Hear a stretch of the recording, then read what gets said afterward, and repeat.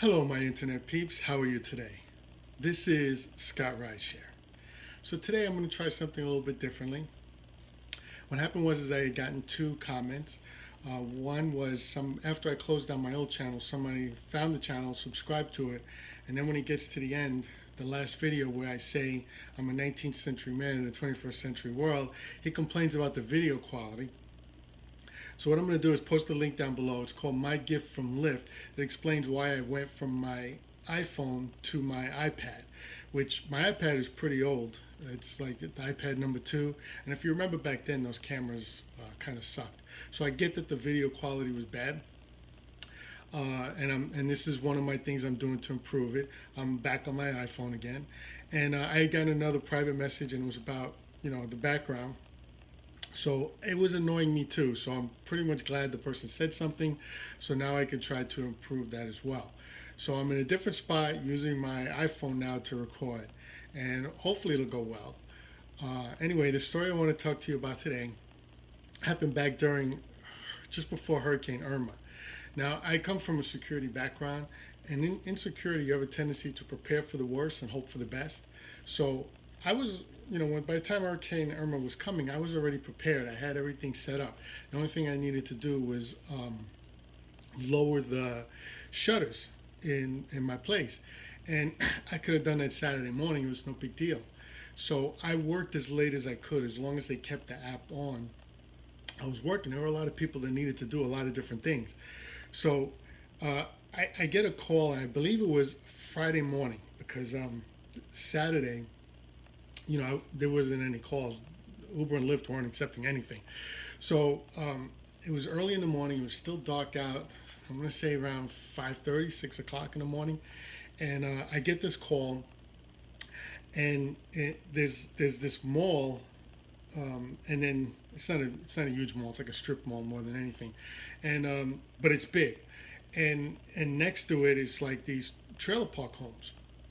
So I go down into the trailer park homes where uh, the navigation system is telling me to go, and then I get a phone call, and this woman says, uh, "Listen, it's on the hotel." It was like across the street. There was a hotel across the street, and I was like, "Okay," and she goes, "This is for my brother." So I go, "Okay." And I go around and I find him, and the guy gets in the car, and I start the trip, and we start going, right?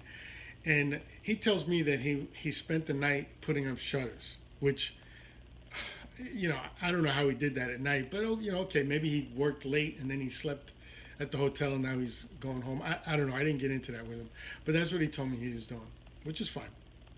And we're driving along, and all of a sudden he said, I kind of hear him rustling around in the back, and he tells me, he says, "Hey, buddy," and I turn around and I look, and he has fanned in front of him.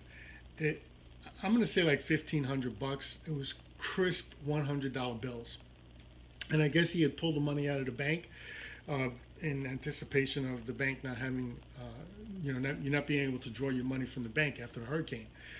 And I have no idea why he was showing me this, but he's got the money fanned out in front of me, and I go, okay, and I continue driving, and I didn't think it was from the shutters. Maybe it was, maybe it wasn't. I don't know, but in either case, he starts telling me about in his past where he had a sugar mommy. She was worth about, I don't know, $10 million, and she had a place down on the beach, and he used to go to her, and I said I could use a sugar mama. And then he was telling me that he's always been good at making money. He lived in California. I told him I've never really been good at making money. When I was a kid, I said I'm not interested in making money, and unfortunately, I should have never programmed that into my head. But in either case, I've always had just enough. Never rich. You got to keep working, but there's always been just enough for me to get by.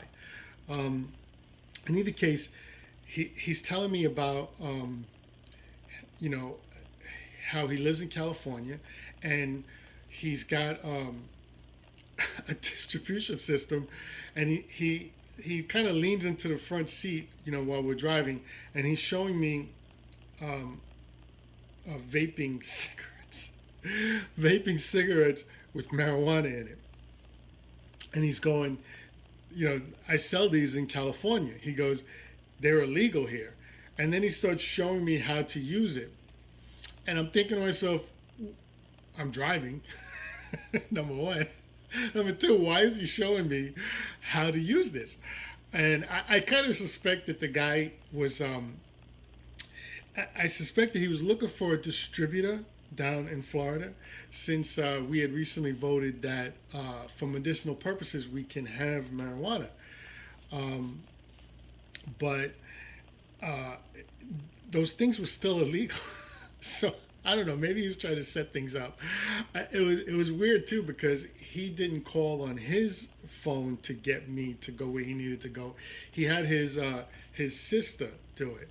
That was the lady I spoke to at first, which I also thought was kind of weird. Maybe the guy was trying not to leave a trace.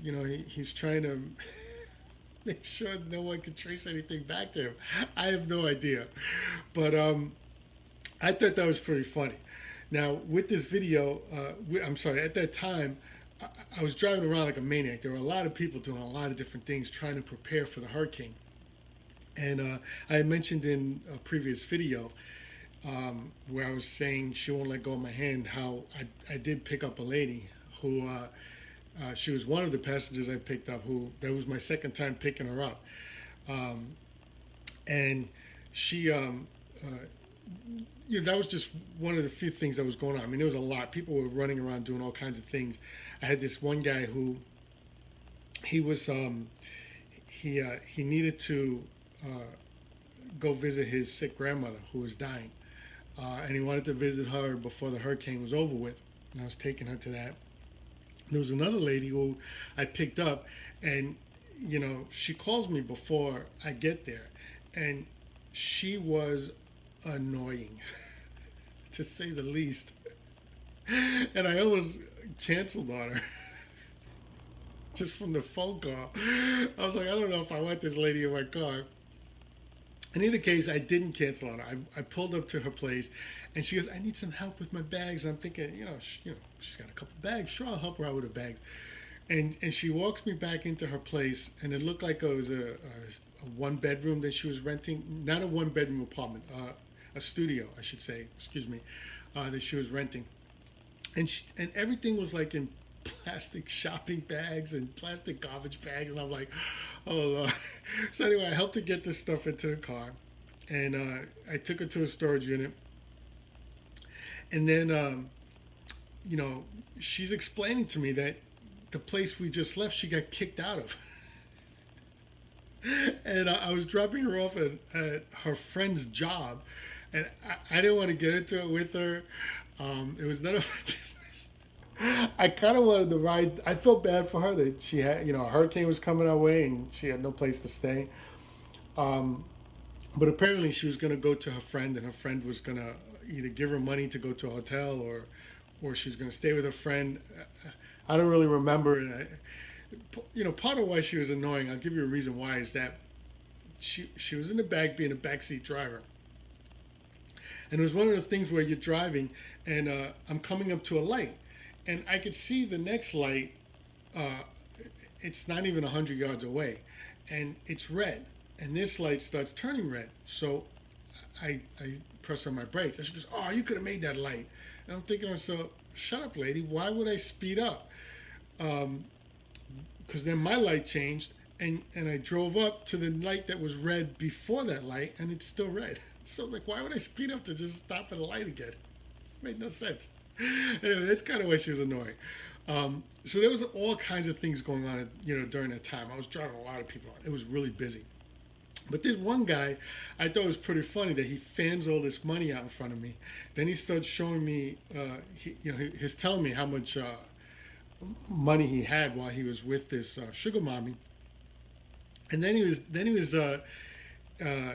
when I got to his destination, we pull into the place, and he says, all right, hang on, don't end the ride yet. He goes, I don't know if I want to hang out here. I'm thinking to myself, what?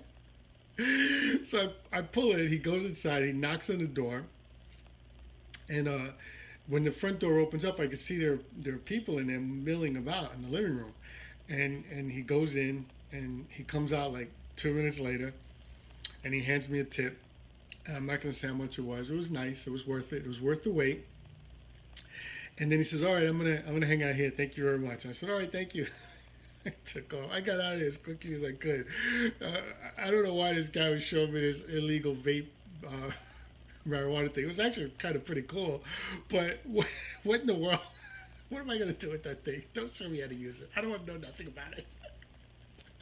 Anyway, check out the links down below. Right, I should have a link for my gift from Lyft, which will explain why I went from my phone in my car to my office, what I laughingly call my office, um, on the iPad, and the quality suffered. And I think the quality will be better this time using the phone. And also, there's also links down below if you want to drive part time, make some extra money. Uh, Take a look at those descriptions down below. Anyway, thank you very much for watching. I do appreciate any comments. Please like, please subscribe, please hit that bell notification so they'll let you know whenever I post a new video. And also share it if you like the video. And also comments down below. Believe me, I read them and I'll listen to them. So if there's something bothering you about what's going on, let me know, and I'll do what I can to improve it. If you're asking me to spend extra money, I do have a link down below in the Patreon account, which you can contribute to spending money to improve the quality of these videos. But other than that, I'll take every suggestion that you have. Also, tell me your stories. I want to hear from you about what's going on. Tell me what you liked and what you didn't like, okay? This is Scott Rideshare. I hope you have a great day. Bye-bye.